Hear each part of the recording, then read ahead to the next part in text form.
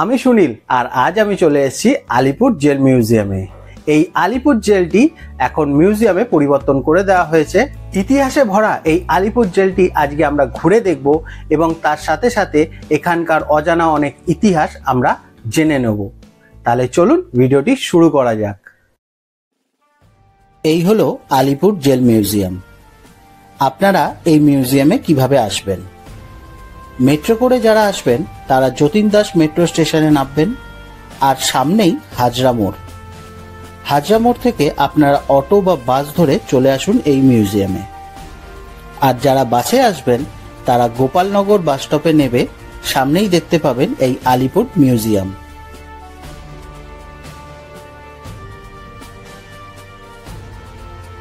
এখানে পার্কিং এর সুব্যবস্থা করা আছে। বাইকের জন্য 10 টাকা প্রতি ঘন্টা করে নেওয়া হয় এবং 4 চাকার জন্য 20 টাকা প্রতি ঘন্টা হিসাবে ধার্য করা হয়। মিউজিয়ামের টিকিট মূল্য 30 টাকা পার পারসন। সোমবার মিউজিয়াম বন্ধ থাকে। মিউজিয়ামের ওপেনিং টাইম হলো সকাল 11টা আর ক্লোজিং টাইম বিকেল 5:30। আলিপুর মিউজিয়ামে একটি লাইট অ্যান্ড সাউন্ডের শো হয়, তার টিকিট মূল্য 100 টাকা পার পারসন। মিউজিয়ামে প্রবেশ করেই দেখতে পাবেন খুব সুন্দর একটি গার্ডেন করা আছে। গার্ডেনটি খুবই নিট অ্যান্ড ক্লিন।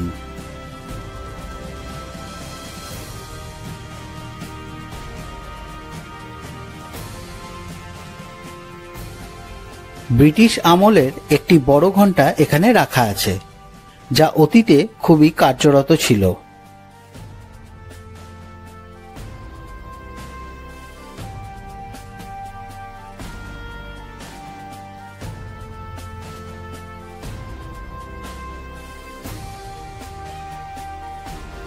গার্ডেনের পাশে দেখতে পাবেন একটি দেশভক্তিমূলক গানকে তুলে ধরা হয়েছে এখানে।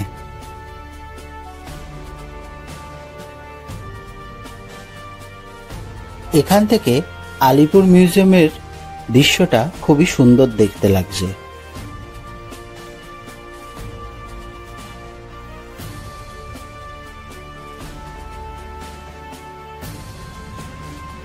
মিউজিয়ামে প্রবেশ করেই লেফট সাইডে আপনাদের চোখে পড়বে এই আলিপুর মিউজিয়ামের ম্যাপটি।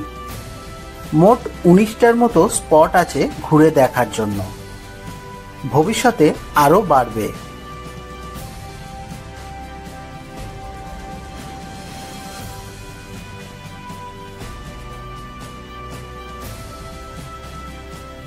পাশে আরেকটি গার্ডেন আপনাদের চোখে পড়বে, আর সেখানে কিছু স্বাধীনতা সংগ্রামীদের একটি স্ট্যাচু বানানো হয়েছে তাদের উদ্দেশ্যে।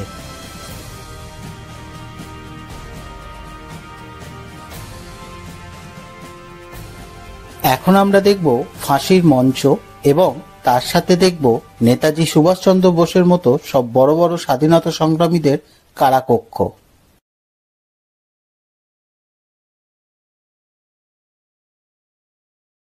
এখন আমরা প্রবেশ করছি ফাঁসির মঞ্চ দেখার জন্য। আর এই হলো ফাঁসির মঞ্চ। এই ফাঁসির মঞ্চেই না জানি কত বিপ্লবীদের ফাঁসি দেওয়া হয়েছে। এই ফাঁসির মঞ্চেই দেয়া হয়েছিল জোড়া ফাঁসি। এখন তার অস্তিত্ব আমাদের সামনে রাখা আছে, যা আপনারা দেখতে পাচ্ছেন আপনার মোবাইলের 6 ইঞ্চি স্ক্রিনে।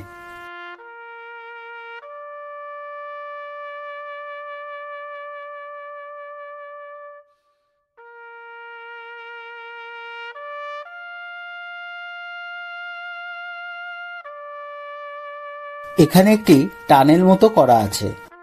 ফাঁসি হয়ে গেলে এই টানেল দিয়েই বার করে আনা হতো মৃতদেহটি আর নিয়ে যাওয়া হতো এই পোস্টমর্টম রুমে।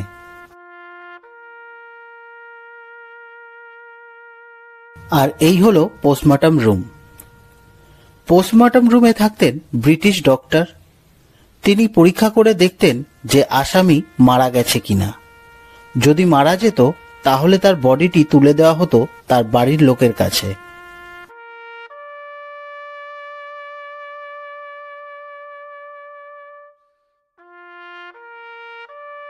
এই আলিপুর জেলে যাদের ফাঁসি দেওয়া হয়েছিল তাদের নামের তালিকা এখানে দেওয়া আছে।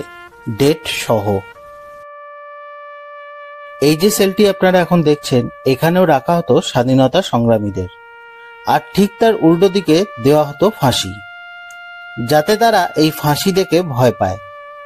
মানে শারীরিক অত্যাচার তো চালানো হতো, তার সঙ্গে মানসিক অত্যাচারও চালানো হতো তাদের ওপর।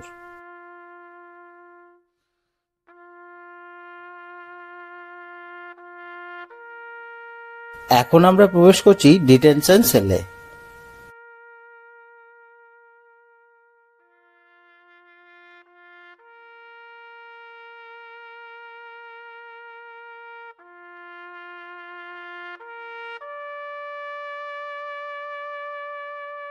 ফাঁসিপ্রাপ্ত আসামিকে ফাঁসি দেওয়ার আগের দিন এনে রাখা হতো এই ডিটেনশন সেলে, আর তাদের শেষ ইচ্ছা পূরণ করা হতো।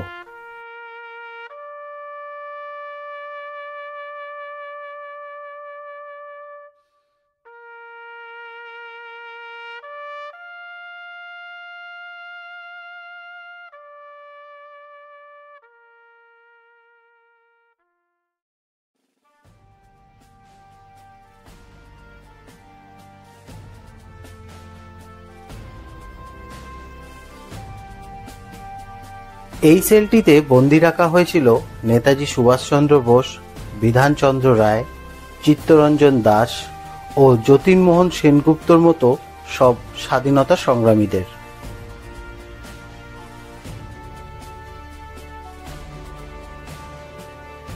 এই কারাগারেই বন্দী ছিলেন আমাদের ডক্টর বিধানচন্দ্র রায়।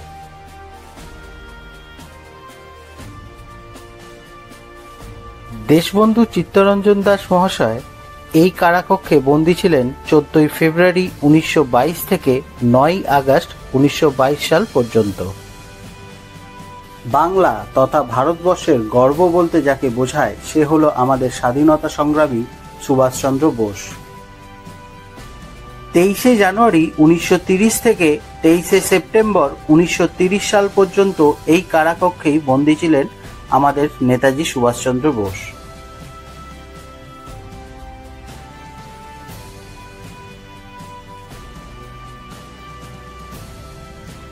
যতীনমোহন সেনগুপ্ত এপ্রিল 1930 এবং 22 অক্টোবর 1932 হইতে 5 জুন 1933 সাল পর্যন্ত এই কারাকক্ষে বন্দী ছিলেন।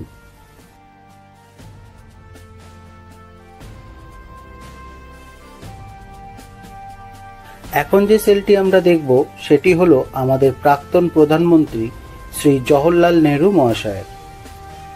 17 ফেব্রুয়ারি 1934 থেকে 7 মে 1934 সাল পর্যন্ত এই কারাকক্ষেই বন্দী ছিলেন জওহরলাল নেহরু মহাশয়।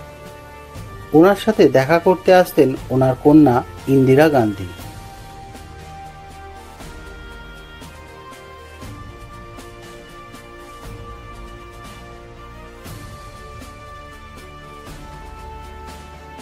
এখন আপনারা দেখছেন আলিপুর মিউজিয়ামের লাইব্রেরি ও সেমিনার হল। আগে এটি গুদামঘর হিসাবে ব্যবহার করা হতো, বর্তমানে এটিকে লাইব্রেরি রুমে পরিবর্তন করা হয়েছে।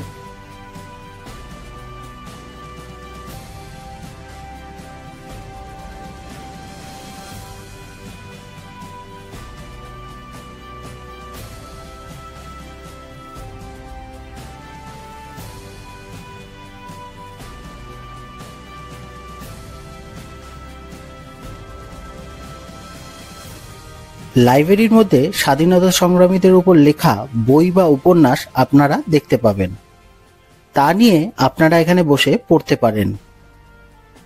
আপনি চাইলে আপনার প্রিয় স্বাধীনতা সংগ্রামীর উদ্দেশ্যে কিছু লিখে পোস্টকার্ডের মাধ্যমে এই বোর্ডে অ্যাটাচ করে দিতে পারেন। এখন আমরা চলে এসেছি তাঁতকলের সামনে।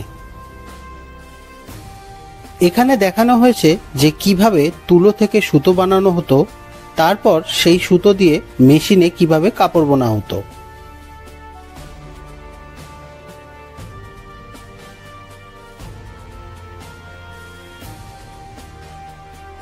এই তাঁতকলের মধ্যেই চলতো খাওয়া দাওয়া, রান্না করা, বাথরুম পেলে তারও ব্যবস্থা করা ছিল এই তাঁতকলের মধ্যে, যাতে কোনো রকমভাবে ফাঁকি না মারতে পারে কোনো বন্দী।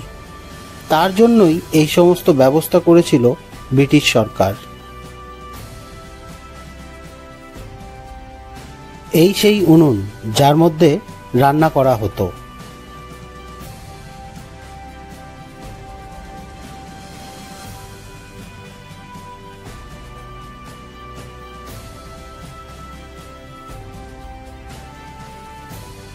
রান্না করার জন্য জল নেওয়া হতো এই চৌবাচ্চা থেকে।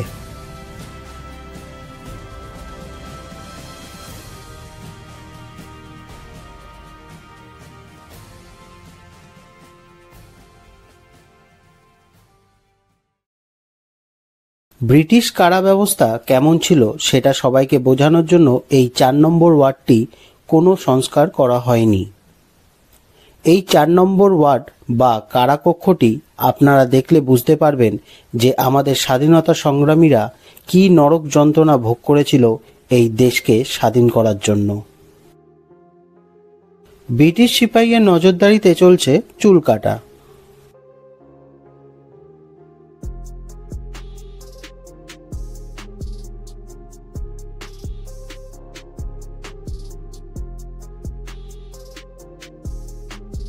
আর ঠিক তার পাশেই এক বিপ্লবীর উপর চলছে চাবুক দিয়ে অত্যাচার।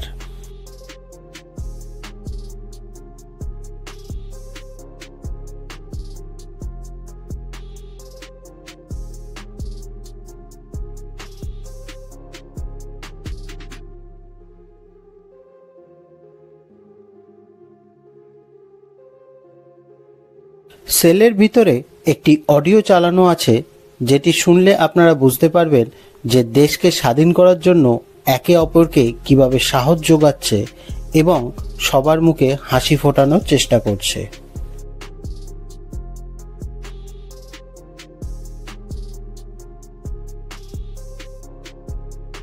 ব্রিটিশদের হাত থেকে দেশকে স্বাধীন করার জন্য আমাদের স্বাধীনতা সংগ্রামীরা যে নরক যন্ত্রণা ভোগ করেছিল তা আপনারা আলিপুর জেল মিউজিয়ামে না এলে বুঝতে পারবেন না।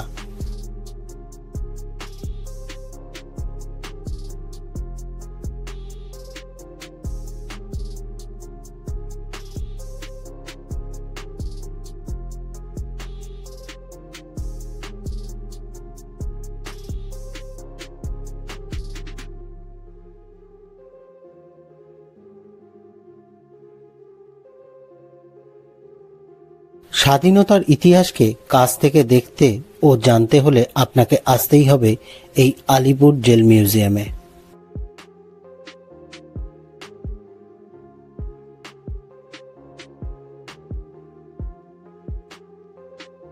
ভিডিওটি যদি আপনাদের ভালো লেগে থাকে চ্যানেলটি সাবস্ক্রাইব করে নেবেন আর পাশে রাখা বেল আইকনটিকে প্রেস করে দেবেন।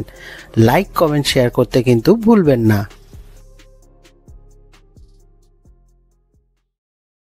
এখন আমরা যাচ্ছি আলিপুর জেলের হসপিটাল বিল্ডিং এর দিকে। আলিপুর জেলের বন্দীদের চিকিৎসার জন্য আনা হতো এই হসপিটালে। বর্তমানে এই হসপিটালটি মিউজিয়ামে পরিণত হয়েছে, যা আমরা এখন ঘুরে দেখব।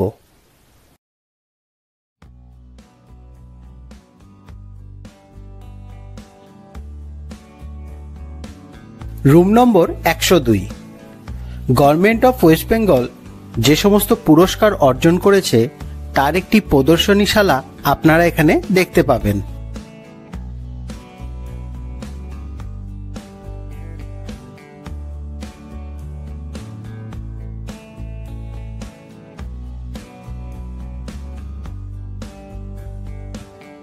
স্বাধীনতা সংগ্রামী দীনেশ গুপ্তের ব্যবহার করা পিস্তলের অনুকরণেই এই পিস্তলটি তৈরি করা হয়েছে। হসপিটাল বিল্ডিংয়ে গড়ে তোলা হয়েছে অনেক প্রদর্শনীশালা, যা আমরা ঘুরে দেখব। Room number 101। নেতাজি সুভাষচন্দ্র বোস ভারতবর্ষের সশস্ত্র স্বাধীনতা সংগ্রামের এক উজ্জ্বল নক্ষত্র। এই 101 নম্বর রুমে নেতাজি সুভাষচন্দ্র বোসের অনেক দেশমূলক কাহিনীকে তুলে ধরা হয়েছে।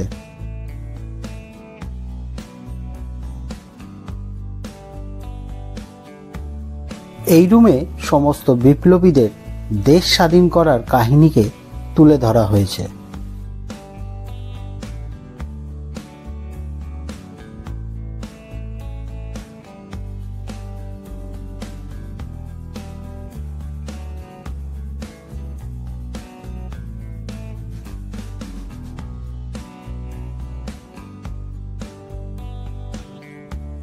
এই যে রুমটি আপনারা দেখছেন, এই রুমে আমাদের ঋষি অরবিন্দ মহাশয়ের জীবনীকে তুলে ধরা হয়েছে। ওনার বাল্যকাল থেকে বিদ্রোহী অরবিন্দ ঘোষ কিভাবে ঋষি অরবিন্দ হয়ে উঠলেন তারই উল্লেখ করা আছে এই রুমে।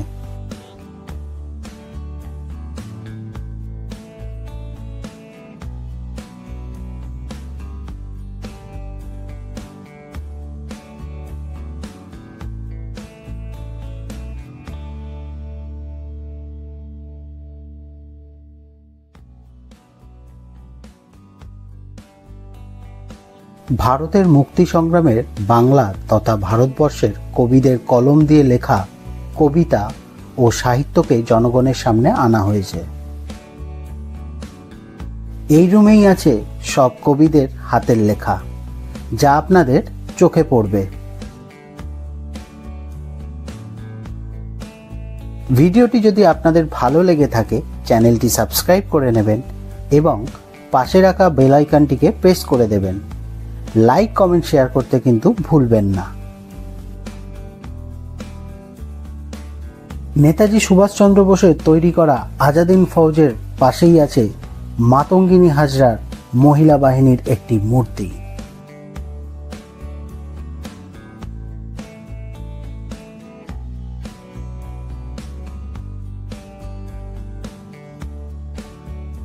এইখানে সমস্ত স্বাধীনতা সংগ্রামীদের নাম লেখা আছে, যা আপনাদের চোখে পড়বে।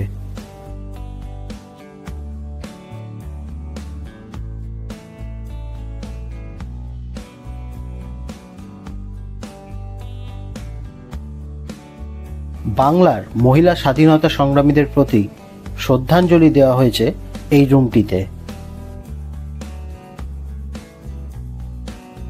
দেশকে স্বাধীন করার জন্য যে সকল মহিলা বিপ্লবীরা এগিয়ে এসেছিলেন তাদের সকলের ছবি আপনারা এখানে দেখতে পাবেন।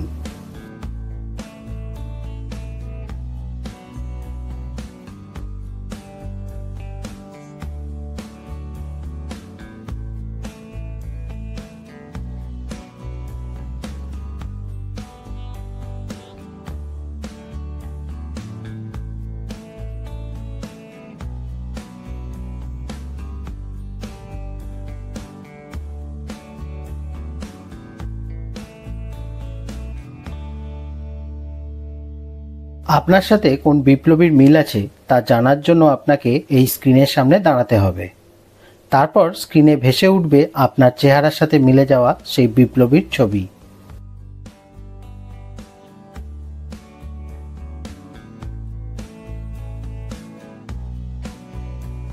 এখন আমরা চলে এসেছি 9 নম্বর ওয়ার্ডে। এই সেলেই বন্দী ছিলেন কাজী নজরুল ইসলাম। সেলের মধ্যে বসানো আছে কবি নজরুল ইসলামের একটি মূর্তি। তার সাথে আছে ওনার কিছু ছবি ও কবির লেখা বই।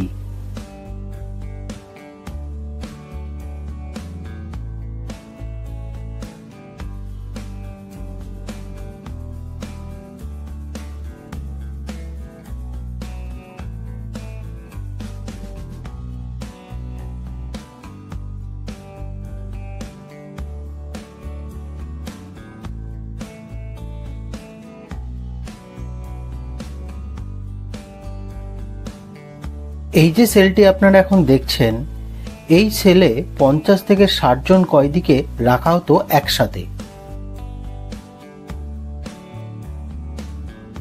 ভাবতে পারছেন এইটুকু একটা ঘরে 50 থেকে 60 জন কিভাবে থাকতো?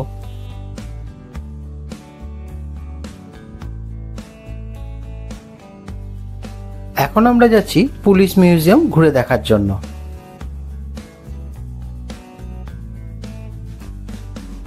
এই মিউজিয়ামে স্বদেশীদের ব্যবহার করা বন্দুক, গুলি, বোমা আরো অনেক কিছু রাখা আছে, যা দেখার মতো।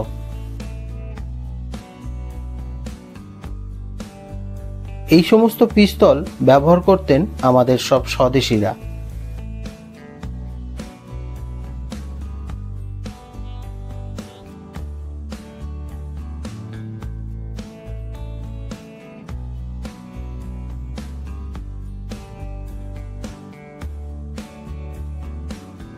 এই যে বোমাগুলি দেখছেন, স্বদেশীরা এই বইয়ের মধ্যে লুকিয়ে নিয়ে যেতেন বোমগুলি।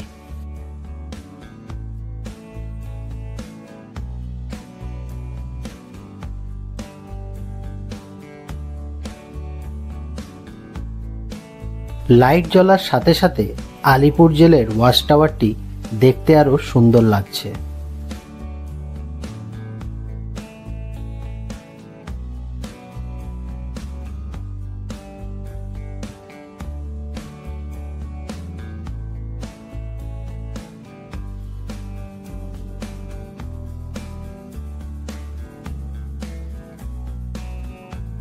মিউজিয়ামের মধ্যে একটি ছোট্ট শপ মতো আছে, যেখানে আপনারা হ্যান্ডক্রাফটের কিছু জিনিস পেয়ে যাবেন আর পছন্দ হলে কিনে নিতে পারেন।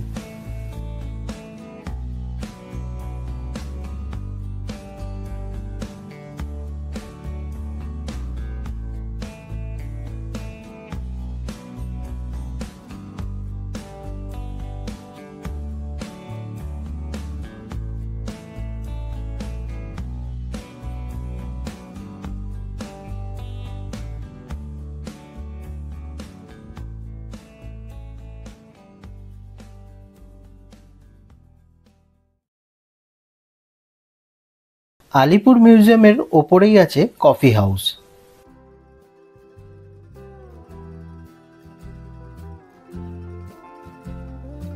সিঁড়ি দিয়ে ওঠার সময় দেওয়ালের গায়ে পুরনো কলকাতার ছবিগুলো টাঙানো আছে, যা পুরনো কলকাতার কথা মনে করিয়ে দেবে আপনাকে।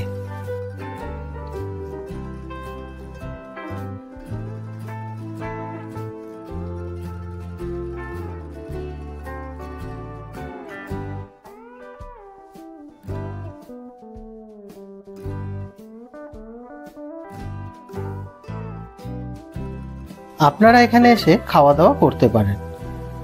আমি কফি হাউস থেকে কফি আর চিকেন পাকোড়া নিয়েছিলাম। টেস্ট আমার মোটামুটি লেগেছে। খুব সুন্দর করে সাজানো এই কফি হাউস, তার সাথে নিট অ্যান্ড ক্লিন।